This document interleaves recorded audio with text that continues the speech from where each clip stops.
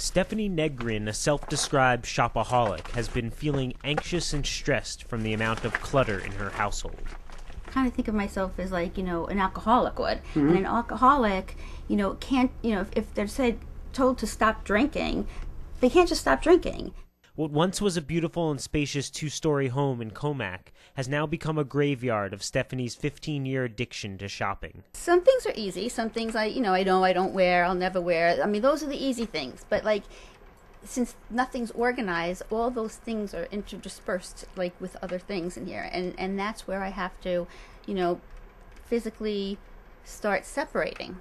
Push Pause Long Island has been following the process of the decluttering of the Negrin home, as Stephanie, her husband Bert, and their daughter Ariel have been getting some pro bono help from Ron Villano, a Long Island-based psychotherapist and author of the self-help book, The Zing.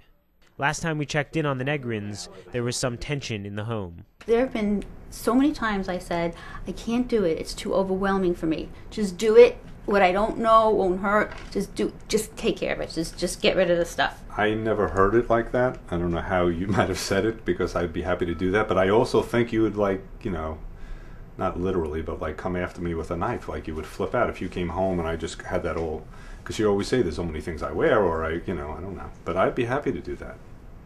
Bert had made a promise to Stephanie to clear out this cluttered upstairs bedroom, but upon our return to the house this week, the room was still crowded and cramped. Here we go. If this was all about you, right, then yes, then you need to feel, wow, I should have completed my task. But this isn't just about you. This is about your wife. This is about your daughter. As a team, right. The psychology behind all this is evolving as we're going. Because what's happening is Stephanie maybe feel a little more comfortable, and then you have a setback. Right. Relapse is part of recovery.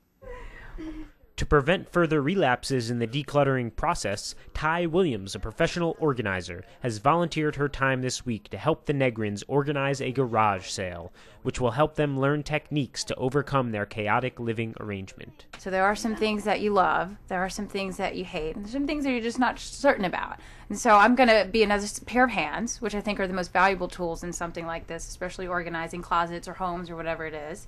And when it's time to actually execute the garage sale, I think we're going to be able to find that it's a lot more fun getting rid of it than actually keeping it. This is what I've wanted, out of this whole process. I've wanted somebody who knows, how to, go through the process and get me to a different place, and someone who can help me make selections and choices and determine what's needed, what's not needed, because obviously I can't do that on my own. I haven't been able to do that on my own. This is something I... Ty begins to show Stephanie a way to get rid of her excess wardrobe. They pick out a random piece of clothing, and Ty asks Stephanie to evaluate her attachment to this particular dress. It's a great dress. And let me just ask some very basic questions. Where would you wear this? I'd wear this out to dinner. Something like this that you love and it makes you feel light, you should have this in a vase or something in your home that's a decorative item that gives you the same feeling, as opposed to something that is cluttered in your closet. This is like artwork. This is like a canvas. It should be on display. It doesn't need to just be sitting in your closet. We'll get there. Next. Next, they go down to the basement to take a look at Stephanie's massive shoe collection. If they're not comfortable, I'm probably not going to let you keep them. Now, there are going to be some hot shoes that I'm saying, I don't care how much they hurt your feet, Stephanie, those are so cute, you're not getting rid of those. But because these are too tight, we're probably going to have to let them go in the end. A lot of the stuff I don't even know is here. I don't even know what's here anymore. Stephanie's ready now to move forward. She's ready to have a different life. She's ready to no longer fill her void by shopping or by things. I've been this person for so long, collecting and buying and having, and now I'm going to become a person that just has what's necessary, and I don't just know how that's going to happen emotionally. One thing we don't want to do, and you never want to do, is change who you are. Who you are is wonderful. It's just these are circumstantial. Things have been added on, right, and we're going to take them off you. So what you like to wear, you're going to dress that way. Ty's going to be sure that you dress the way you want to dress, shop where you want to shop. You can't take the class out of the person. The team reconvenes in the kitchen, and Ty explains the plan going forward. I think we have a plan. The family will have a work schedule leading up to a planned garage sale date.